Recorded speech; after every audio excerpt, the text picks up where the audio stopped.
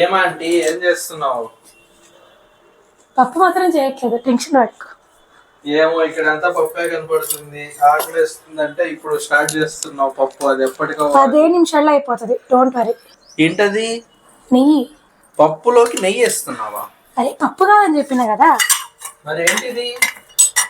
ఇది వచ్చేసి తోటకూర, పెసరపప్పు కిచిడి. తోటకూరతో పెసరపప్పుతో కిచిడి. ఇది చాలా టేస్టీగా ఉంటుంది, హెల్తీ కూడా. 1 పాట్ రెసిపీ తొందరగా అయిపోతుంది, 10-15 మినిట్స్ లో అయిపోతుంది. 1 పాట్ రెసిపీ అన్నో ఇక్కడ పార్ట్ ఏం కనిపించట్లేదు. పోపు వేసేసుకుందాం. కాస్త ఇంగు తిరగ పెట్టుకుందాం. తిరగమాత విత్ నెయ్యి. తిరగమాత విత్ నెయ్యి. ఓకే. కిచిడి కదా, కమ్మగా ఉంటుందని నెయ్యి వేస్తాను. నా ఫేవరెట్ గరిట. అయితే ఫేవరెట్ గరిట తీసుకొని అలా కలుపుతూ ఉండాలా? ఏం కలపద్దు, కాస్త మాడిపోతుందని భయం అంతే. ఇప్పుడు ఎల్లిపాయ వేసుకుందాం.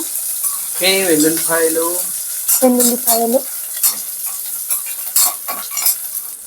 నిన్న మొన్న పప్పు చేశారండి, ఇవాళ కూడా పప్పే పెట్టుకునేటప్పటికి ఎంత టైం చేస్తారో ఏంటో ఆకలి వేస్తుందని వంట రూమ్ లోకి వచ్చేసాను. ఇది పప్పు కాదండి, ఇది కిచిడి అండి.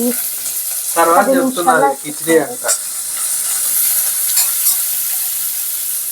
నేను చాలా చోట్ల కిచిడీలు చూసాను కానీ ఇట్లా ఆకుకూర వేసి కిచిడీ చేయడం ఇది ఫస్ట్ టైం అండి నేను చూడడం. పాలకూర వేసి కిచిడీ చేస్తారు, మన ఇంట్లో పాలకూర ప్రస్తుతానికి లేదు, అందుకని తోటకూర వేసుకుంటున్నాం.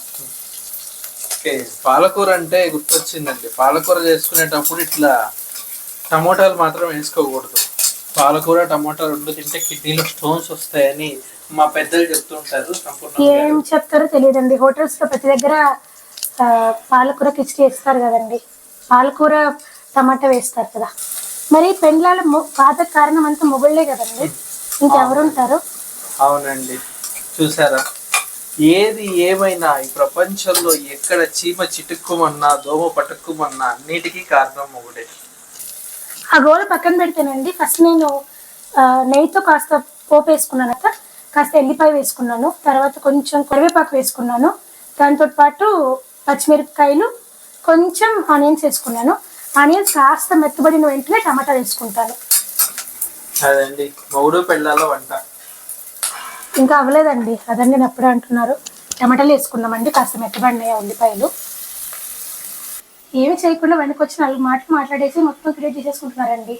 వీళ్ళందరూ క్రెడిట్ స్టూడెంట్స్ అండి, క్రెడిట్ స్టూడెంట్స్ బాగా మొత్తం స్టీల్ చేస్తున్నారు క్రెడిట్ అంతా. టమాటా కాస్త మెత్తబడిందండి. ఈ తోటకూర శుభ్రంగా కడిగేసేసుకొని మంచిగా చిన్న ముక్కలు కట్ చేసుకొని పెట్టుకున్నామండి. తోటకూర ఇందులో వేసేసి ఒక 2-3 మినిట్స్ ఫ్రై చేసుకుందాం, పచ్చివాసన పోయే వరకు. పచ్చివాసన పోయేవాక ఒక 2-3 మినిట్స్ ఫ్రై చేసుకుందామండి. ఒక 2-3 మినిట్స్ ఉంచేస్తే కాస్త పచ్చివాసన వెళ్ళిపోతుంది. నేను ఈ గ్లాస్తో 1/2 గ్లాస్ పెసరపప్పు తీసుకున్నానండి. దాన్ని శుభ్రంగా కడిగేసి పక్కన పెట్టుకున్నాను. ఇప్పుడు ఈ పెసరపప్పు ఇందులో వేసేసుకున్నాం. నేను ఇప్పుడు రైస్ తక్కువ, పెసరపప్పు కొంచెం ఎక్కువ వేసుకుంటున్నాను. ఇది అందరూ చేసుకుంటూ ఉంటారండి ఓపిక లేనప్పుడు. ఇదేం పెద్ద కొత్త రెసిపీ కాదు, కానీ తొందరగా అయిపోతుంది. తెలియని వాళ్ళు ఎవరైనా ఉంటే ఇలా చేసుకున్నారనుకోండి, 10-15 మినిట్స్లో అయిపోతుంది. వడపప్పులా కనపడుతుంది. నానింది కదా ఒక 2-3 మినిట్స్, అందుకని కాస్త మంచిగా ఫ్రై చేసుకున్నామండి ఇదంతా. ఇప్పుడు చింతపండు రసం వేసేయడమేనా? కిచిడీల్లోకి వాటిల్లోకి వేయరు కదా చింతపండు రసం.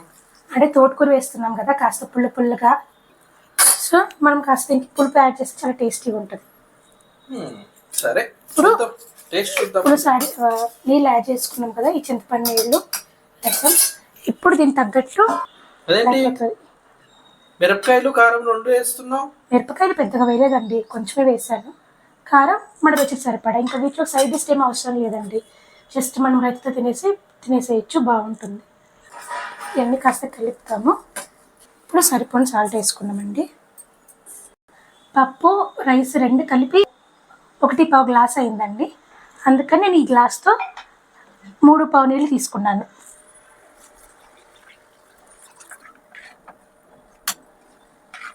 ఇందులో నేను ఏ మసాలా యూజ్ చేయలేదండి, ఓన్లీ ఉప్పు, కారం, పసుపు, ఎల్లిపాయ, పచ్చిమిరపకాయలు, తోటకూర ఇవే యూజ్ చేస్తున్నాను. పొట్లో కమ్మగా ఉంటుందండి. మంచిగా రైతాతో పేర్ చేసుకొని తిన్నామనుకోండి చాలా టేస్టీగా ఉంటుంది. ఎన్ని విజిల్స్ రావాలి ఇంకా? అది మీరు మెత్తగా తినాలనుకుంటే 3-4 విజిల్స్ పెట్టుకోండి, లేదా కాస్త పొడి పొడిగా తినాలనుకుంటే 2-3 విజిల్స్ సరిపోతాయి. ఓకే. ఓహో,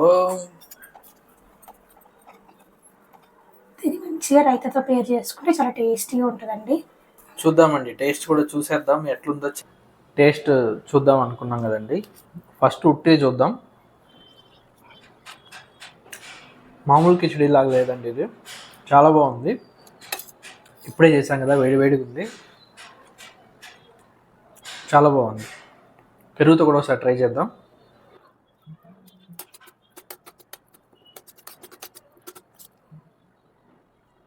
సూపర్. పెరుగుతో అయితే ఇంకా చాలా బాగుందండి. నా సజెషన్ ఉట్టిది తినే కన్నా ఈ పెరుగు పచ్చడితో తింటే చాలా బాగుంది. Nice aunty, super.